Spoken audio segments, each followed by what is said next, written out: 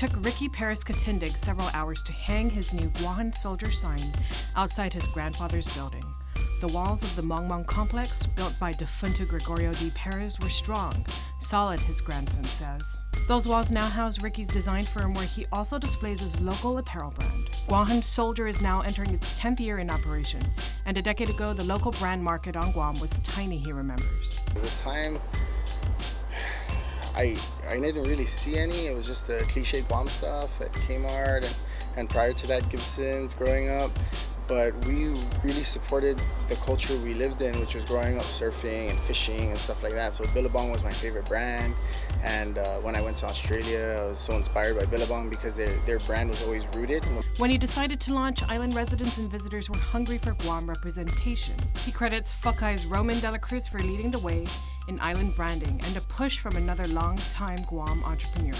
Thanks to Linda Yeoman, she kind of inspired me, and I have to give thanks to her because if it weren't for her, I wouldn't have had KUAM Soldier out there. Putting in Primo Surf was the biggest blessing, you know?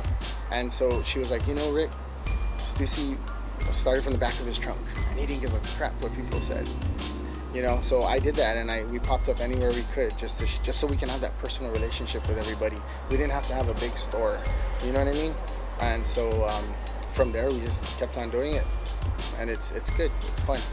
While his products are found in several island retail shops, you can still catch KUAM Soldier pop-ups at festivals and bazaars run by his friends and family. Ricky's first t-shirt design featured a trunken nunu and its reflection. Today he can print sublimated photos along with his designs, often incorporating Chamorro culture in both KUAM Soldier merchandise and his W5 work. One of our shirts are called Mahaling because it's my favorite sunset growing up at like Rick's Reef surfing. So we got a picture, we have a photo there, and then we put it on a shirt, and it's been doing well.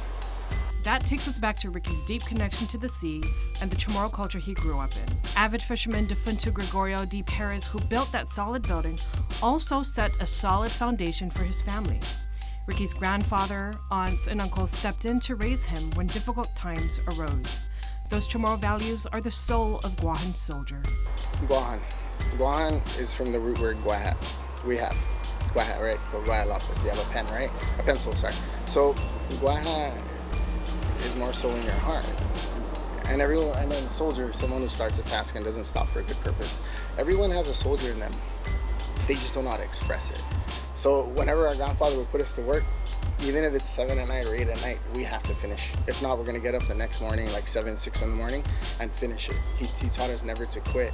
So there's a lot of kids out there, a lot of parents. I mean, anybody, any individual, they tend to give up because they don't have that instilled like it's possible.